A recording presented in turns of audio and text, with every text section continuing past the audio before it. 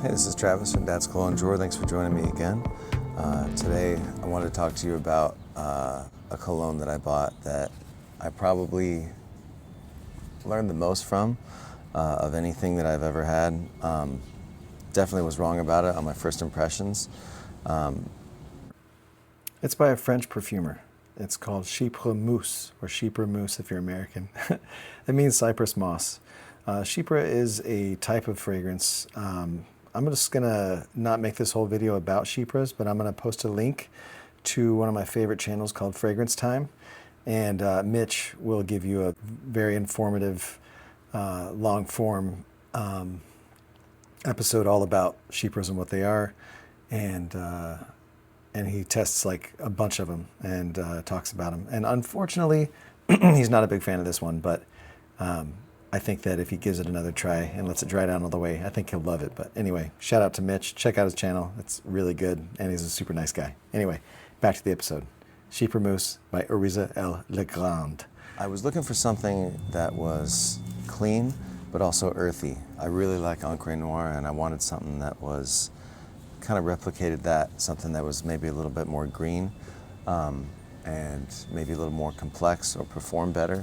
And so I watched a couple of videos by Wafts from the Loft, the gentleman from there, and then I also, the Sentinel was actually where I first heard about it. It was a live stream he was doing.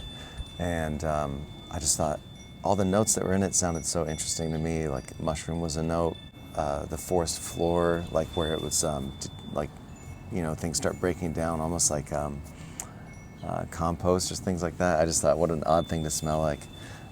And what an interesting thing to maybe add to my collection. So I sent out for a sample at Lucky Scent, and among some other ones, but I tried that one on, and instead of appreciating it for what it was and really taking time with it, I kind of had compared it to Encre Noire and I mistakenly, you know, judged it based on that.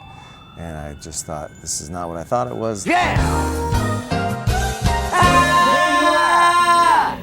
This is not like an earthy, soil-like thing. This is more, I don't know, this is like time warp into another era. Like suddenly you were in some sort of Victorian bathroom that had like, you know, mirrored trays on the sinks and like fancy wallpaper on the walls, like, and maybe like some soaps on the counter that were carved to look like roses or things like that.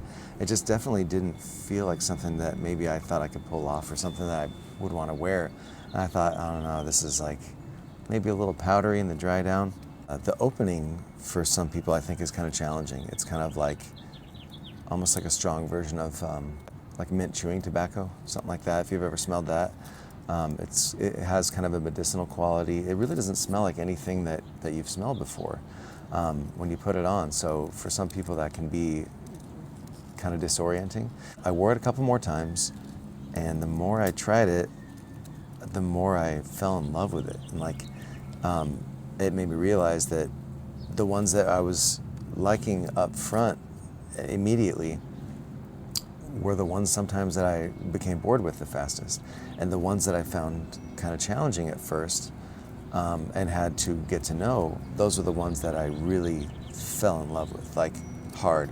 Ones that I just was like, I have to have this in my collection. And this one was the first one that I ever paid full retail for, aside from like when I was like 18 or 19 buying Ralph Lauren Polo Sport. And this was totally worth it. This was my birthday present. I sold off a couple other ones, and then I combined it with my birthday budget to get this one. And I'll show you what it looks like. So they have it in this really nice little box that it comes in. And I'll put the notes on the screen for you. But I mean, honestly, the way this thing looks, like, it's so fancy. It's so French looking. It's actually a scent from 1914, and they recreated it. They didn't really make it too modern, I don't think, but they took all the notes from the original perfume and they tried to recreate it as best they could, and I think they did a really good job. It's so fun to wear. I'm surprised at how many people like it, and it's heartbreaking that my wife does not. So I'm hoping that someday she'll come around and and start to like it, at least in the dry down. I don't know. And if you really don't like this, if you try it out and you're like, this is not for me, put it a little bit on clothing and then let it dry down and then smell that clothing later, because the dry down is just beautiful. The dry down is where the corn mint and what is it, the other one that stands out to me the most, wild fennel. Those are so weird and beautiful. Those are the ones that stand out to me the most.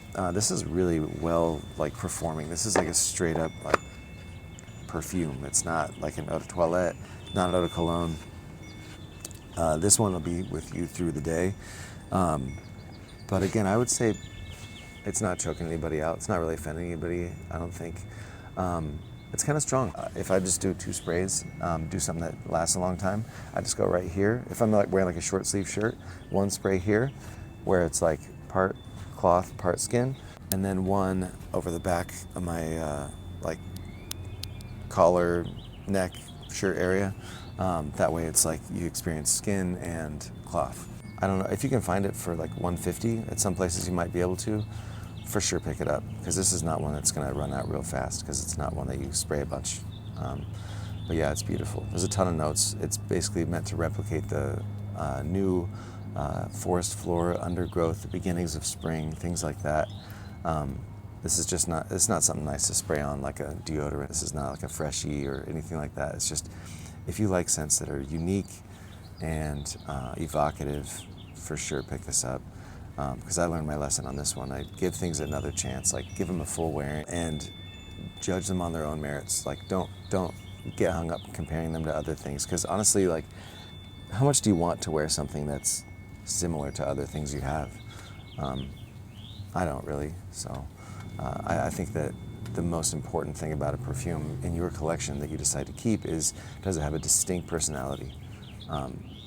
When you open your drawer, when you're smelling, if you were to blind smell everything you have, it should be easy for you to tell what everything is.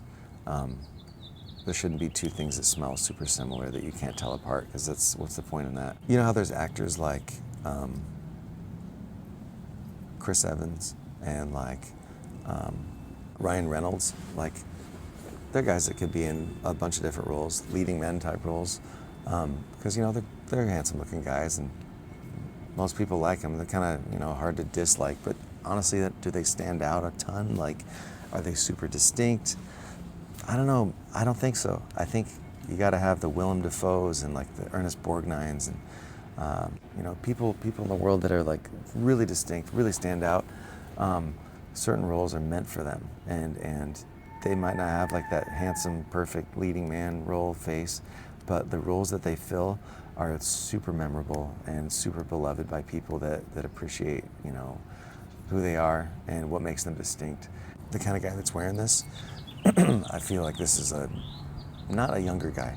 This is just a sophisticated older man. This is something that maybe a guy that goes out of his way to go to museums or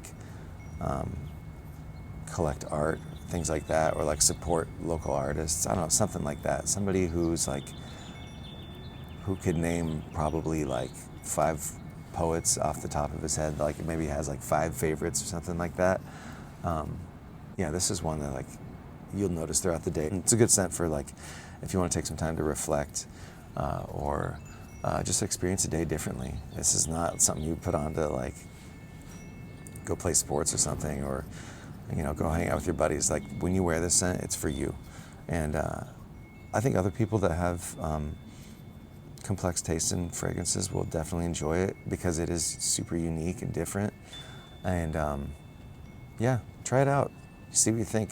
Lucky Scent, has it on sample. For sure sample it first, because you might end up hating it. I don't know. But I feel like